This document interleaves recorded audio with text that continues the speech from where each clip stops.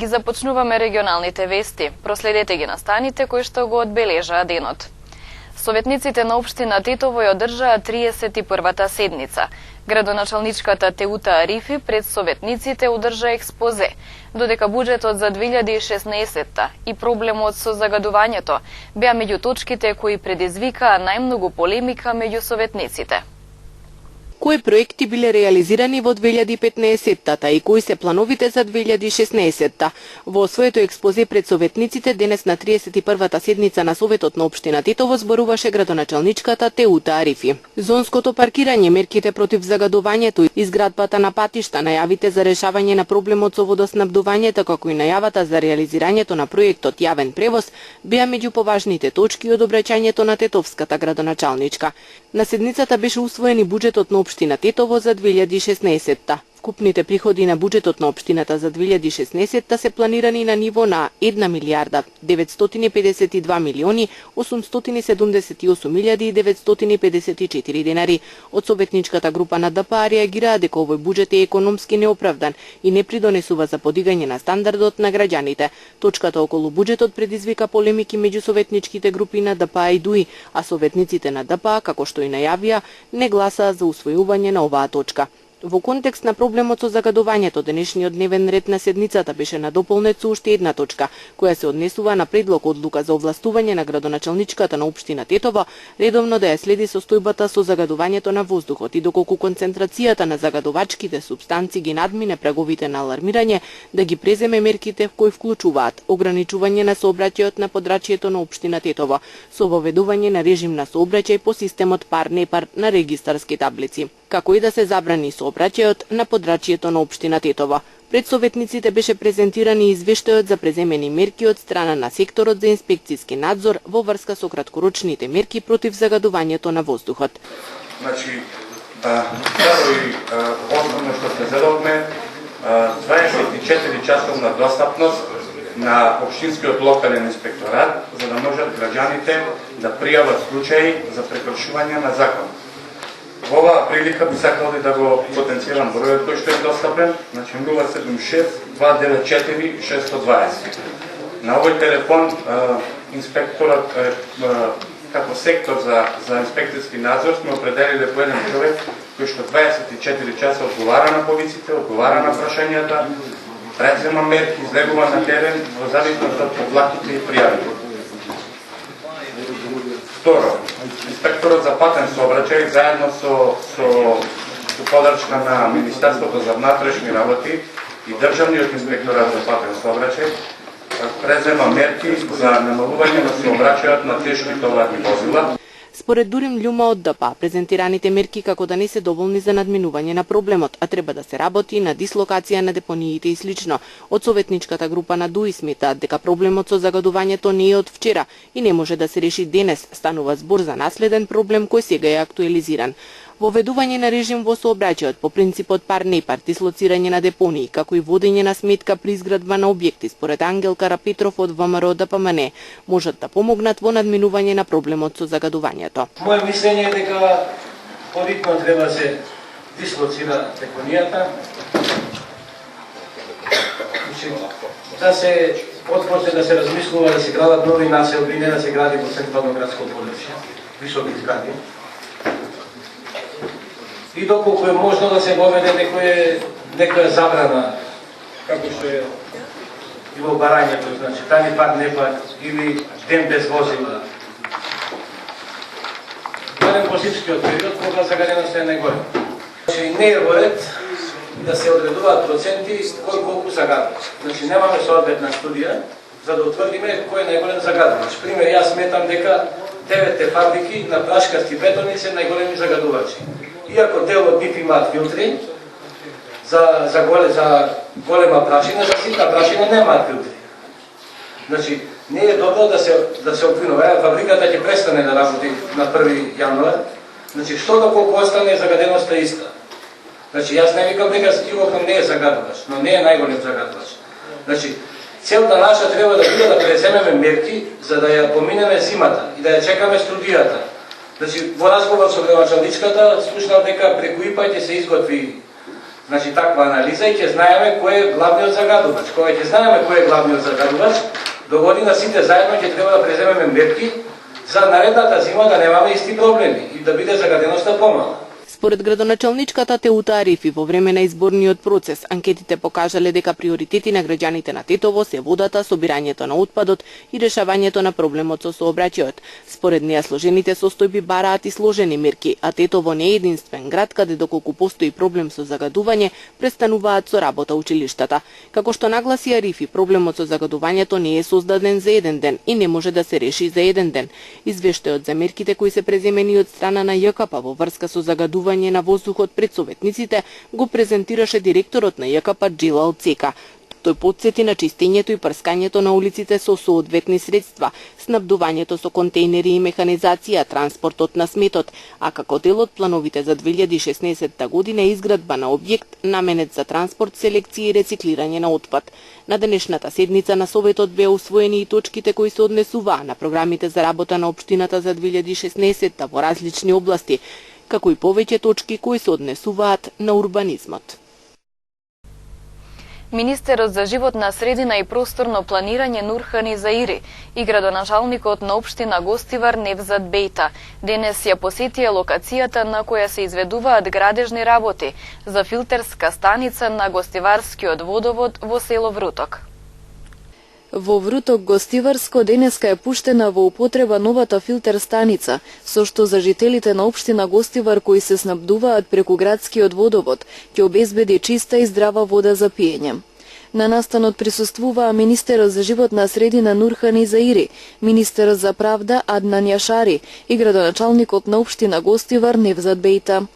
Проектот за изградба и опремување на филтер станицата чинеше 123 милиони денари, а средствата во целост ги обезбеди владата.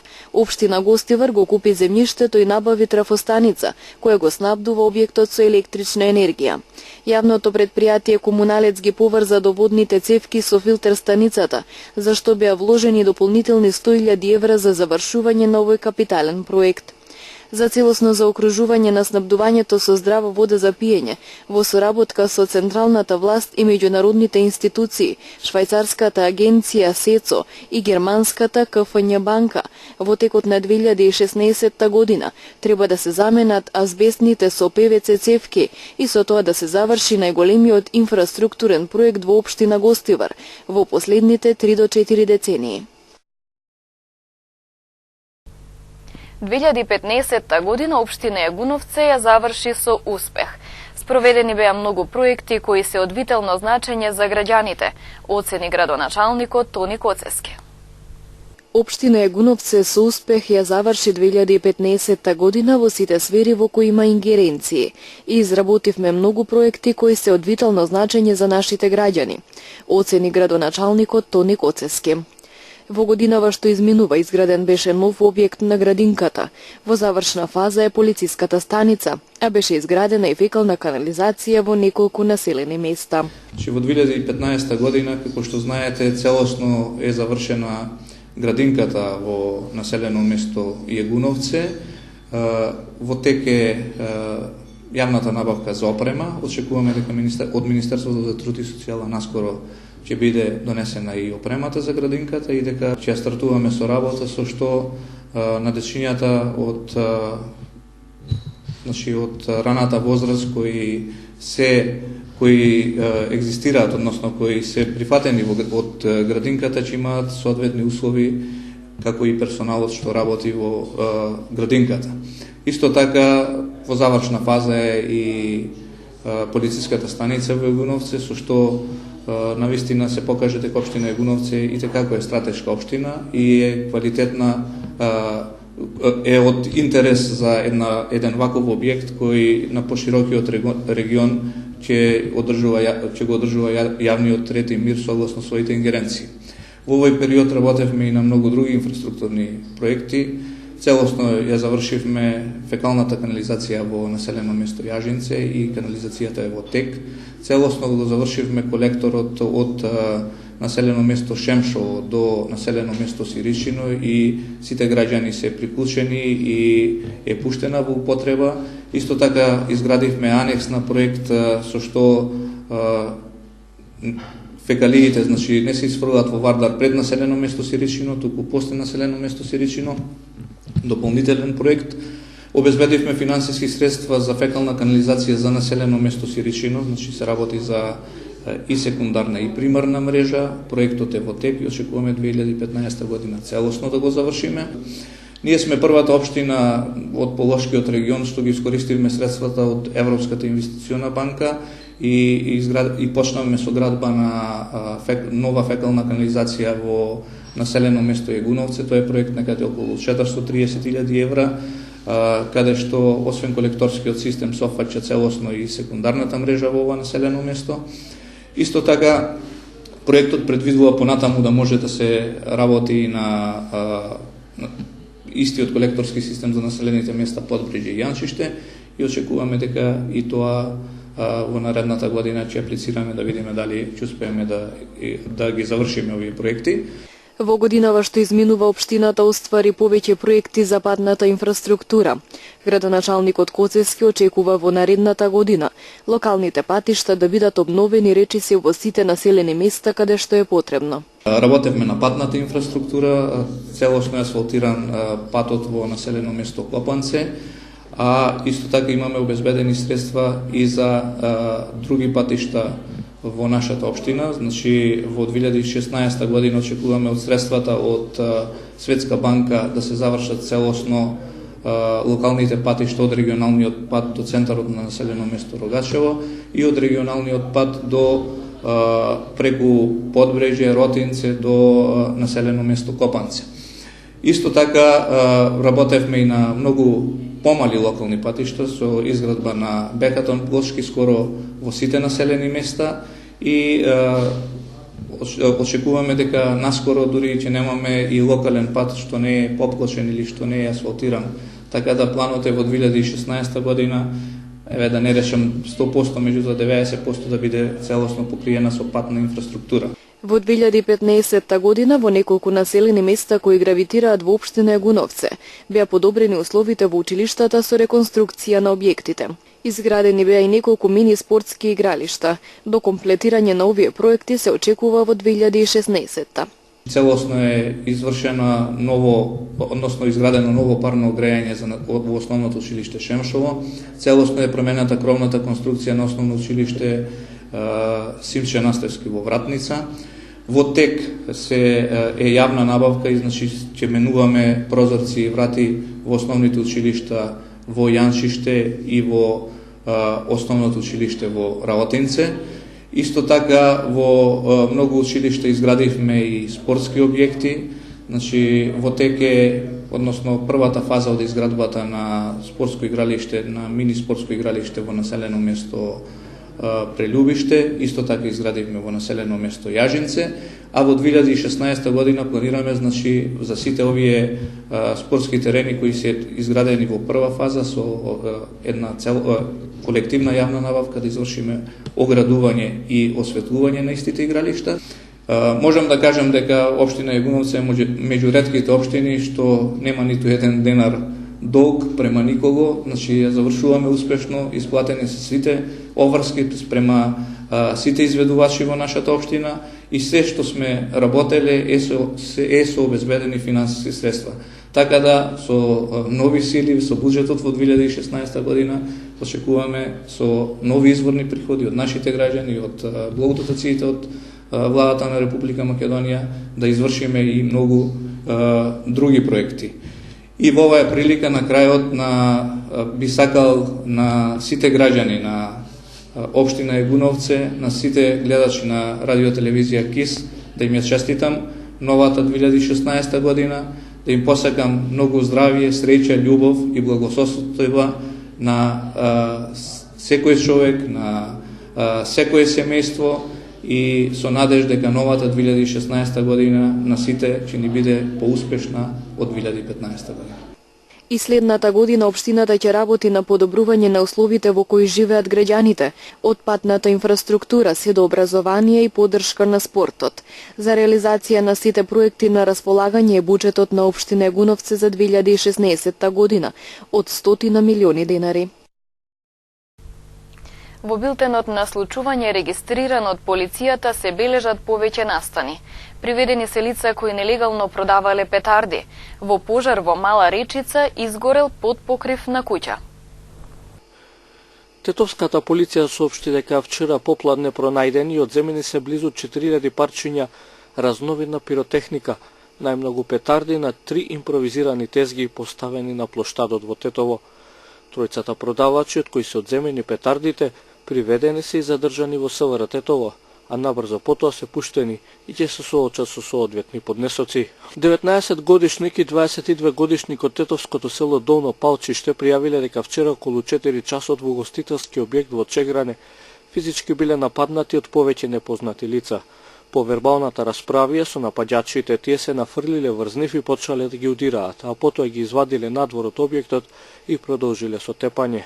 Во нападот, двајцата здобиле тешки телесни повреди на главите. Укажана им е помош во Тетовската клиничка болница, а помладиот е задржан за натамошно лекување. 51-годишна жена од долнореканското село Жировница вчера попладне пријавила семејно насилство од нејзиниот 53-годишен сопруг, кој подолго време психички и физички ја малтретирал. Дента тој повеќе пати ја удрил со тупаници и клоци по главата и телото. Се вмешала неговата мајка и го спречила натамошното малтретирање. Повредената сопруга се обратила за лекарска помош и побарала кривичен прогон за сопругот, кој набрзо е приведен, задржан и подоцна пуштен. Вчера околу 12 часот и 30 минути избувнал пожар во куќата на 66-годишник, лоцирана на улицата 167 во Мала Речица. Огнот пламнал во подпокривот на куќата, кој речиси комплетно изгорела, опожарена и меѓукатна дрвена конструкција. Со интервенција на тетовските пожарникари, пожарот за кој со време е локализиран. Нема повредени лица, додека вкупната материјална штета се проценува на 900.000 денари. Вчера во периодот помеѓу 13 и 15 часот засега непознати сторители извршиле тешка кражба во стан на улица ЈНА во Тетово, сопственост на 52-годишен тетовец, причинувајќи вкупна материјална штета која според сопственикот на станот се проценува на 180.000 денари. Одзеле дрвена кутија со разновиден златен накид, како и 800 евра во разни опоени кои се наоѓале во плик.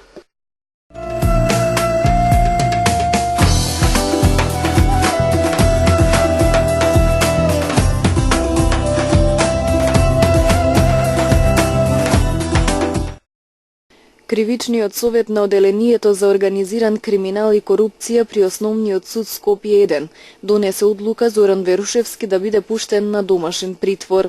Судот ја прифати гаранцијата предложена од бранителите на обвинетите, како и посебниот предлог на обвинителството за определување на мерки за предпазливост, односно забрана за напуштање на живеалиштето и привремено одземање на патната исправа. Барањето за ослободување на Зоран Верушевски, кој е прво обвинет во случајот пуч, дојде откако специјалното обвинителство, во одговор до судот за барањето на неговите адвокати за укинување на притворот, предложило Верушевски да биде ослободен со кауција и да му биде определена мерка да не го напушти живеалиштето, односно градот Скопје.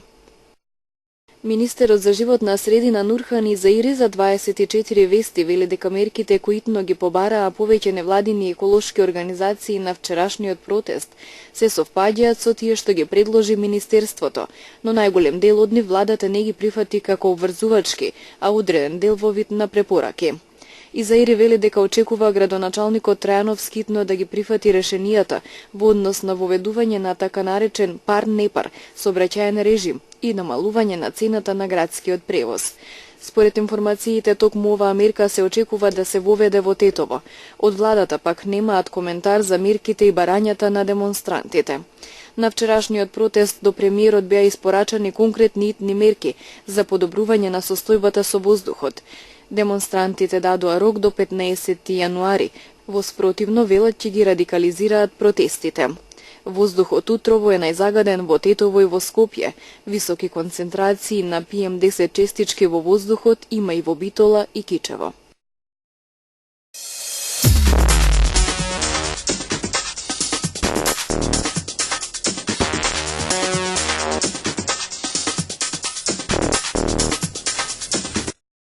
Премиерот на Турција Ахмет Давутоглу во Белград изјави дека Србија е главна на Балканот и дека без позитивен придонес на Србија, тешко дека ќе има мир во регионот.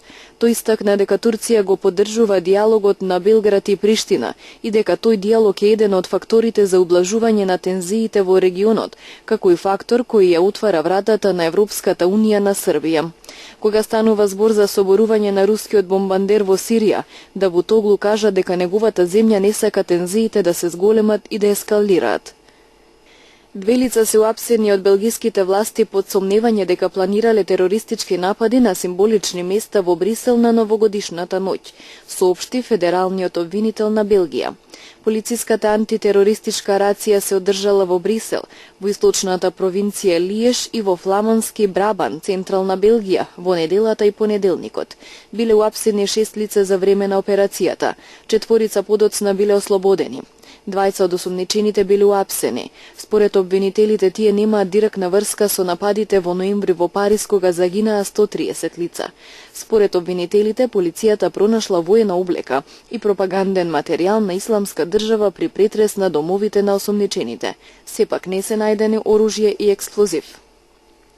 Врховниот суд на Израел ја потврди строгата затворска казна од 18 месеци поради корупција за поранешниот премиер, кој ќе стане првиот шеф на владата во таа земја што завршил во затвор. 70-годишниот Олмерт, кој беше премиер од 2006 до 2009 година, првично беше осуден на 6 години затвор по 2 точки на обвинението за корупција, поврзано со голем проект за изградба на недвижности во Ерусалим.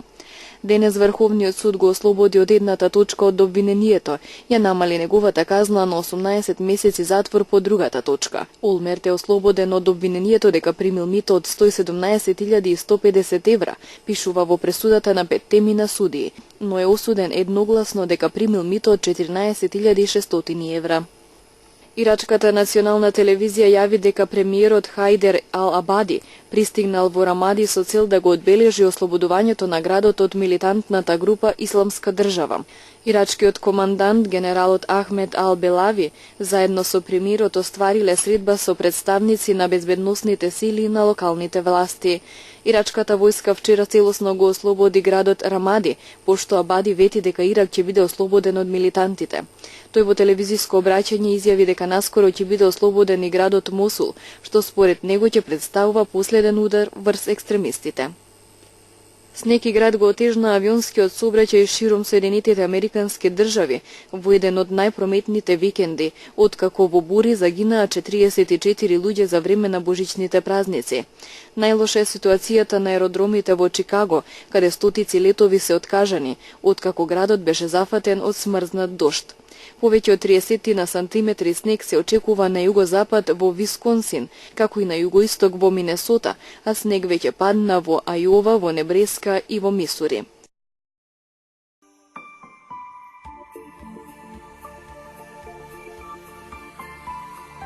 Времето денес беше претежно сончево, поодделни котлини претпладне со појава на магла, попладне со зголемување на облачноста. Утринските температури се движе од -3 до 0, а дневните од 2 до 9 степени.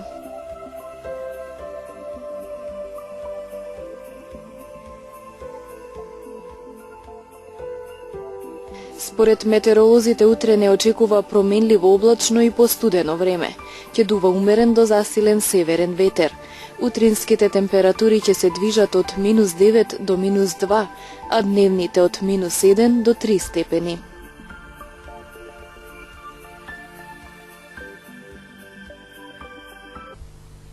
Го завршуваме ова информативно издание на регионалните вести. Имајте пријатна вечер.